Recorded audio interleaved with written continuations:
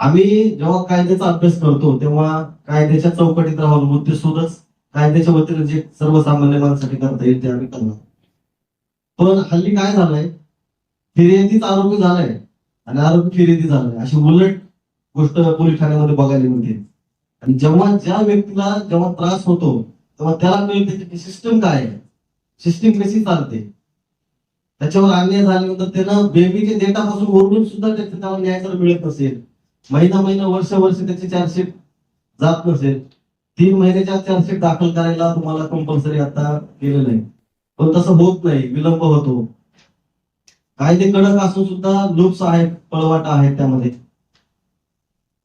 अशा गोष्टी घडू नयेत म्हणून आम्ही मीडियाच्या माध्यमातून, तुमच्या माध्यमातून राज्य शासनापर्यंत महाराष्ट्रातल्या शेवटच्या माणसावर ज्यावरती अन्याय झाला, ज्या व्यक्तीवरती, त्याचा आवाज बनवून त्यांच्यापर्यंत ही गोष्ट आम्ही पोहोचवण्यासाठी या ठिकाणी आज पत्रकार परिषदेमध्ये तुमच्याशी मी संवाद साधतोय.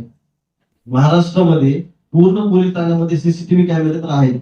आमचं एवढंच म्हणणं आहे की एखादा फिर्यादी तक्रार दिल्यानंतर त्याचा जर FIR झाला नाही आणि प्रशासन, पोलीस अधिकारी जर टाळाटाळ करत असतील तर पोलिसांच्या कामात अडथळा न आणता तो जर व्हिडिओ शूटिंग करत असेल, व्हिडिओ रेकॉर्डिंग करत असेल तर त्याला करू द्यायचे. तो गुन्हा नाहीये, कायद्याच्या चौकटीत राहून हा गुन्हा नाहीये. त्यासाठी फक्त पोलीस महासंचालकांनी एक SOP चा आदेश काढावा, एवढीच विनंती फक्त या माध्यमातून मी पोलीस महासंचालक साहेबांना आणि आपल्या महाराष्ट्राच्या सन्माननीय गृहमंत्री साहेबांना विनंती आहे.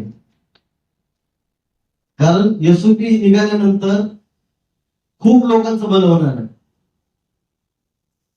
पोलीस ठाण्यामध्ये जे अन्याय होतो, ज्या आवाज दाबला जातो, त्या आवाजाला कुठेतरी वाचा फुटण्याचं काम या ठिकाणी होणार आहे.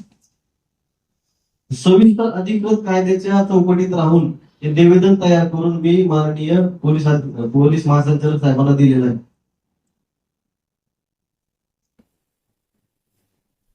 पुण्याच्या सुद्धा संघटित जे गुन्हेगारी आहे, तुम्ही बघताय दिवसाला एक दोन मर्डर होत आहेत, अत्याचार होत आहेत, महिलांवरती अत्याचार होत आहेत, लहान लहान मुलांवरती, बालकांवरती अत्याचार होत आहेत. तर कुठेतरी थांबलं पाहिजे. गाठ संविधानाशी आहे, कायद्यापेक्षा कोणी मोठं नाहीये, कायद्याच्या पलीकडे कोणी जाण्याचा प्रयत्नही करू नये. आणि सर्वच पोलीस बांधव वाईट असतात असंही मत नाही माझं. पण तुमचा कुणीतरी एक त्याच्यावरती अन्याय झालाय, त्याच्यावरती काहीतरी त्याला तो एखाद्या संकटातून जातो, तुम्ही त्याला मदत करायचं, तुम्ही त्याला आरोग्यासाठी ट्रीटमेंट करताय. मी सोशल मीडियावरती इंस्टाग्रामला बघितले व्हिडिओ 2-4 असे. तर एका व्हिडिओ मागे ते पोलिसांचे हुज्जत करणारेच व्हिडिओ, एका व्हिडिओ मागे 2-3 मागे येतात आहेत. ते ट्रॅफिक वाले विनाकारण लोकांना त्रास देत आहेत. महाराष्ट्र शासनाच्या नावावरती, म्हणजे डिपार्टमेंटच्या नावावरती जर ती गाडी असेल तर त्याला महाराष्ट्र शासन असं लिहायचं. साधी अक्कल लोकांना नाहीये. प्रायव्हेट गाडीवर महाराष्ट्र शासन लिहित आहे, पोलीस लिहित आहे. कोणासाठी? काय करायचं?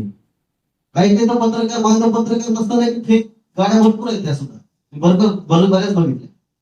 जे रिअल पत्रकार आहेत त्यांनी लिहा,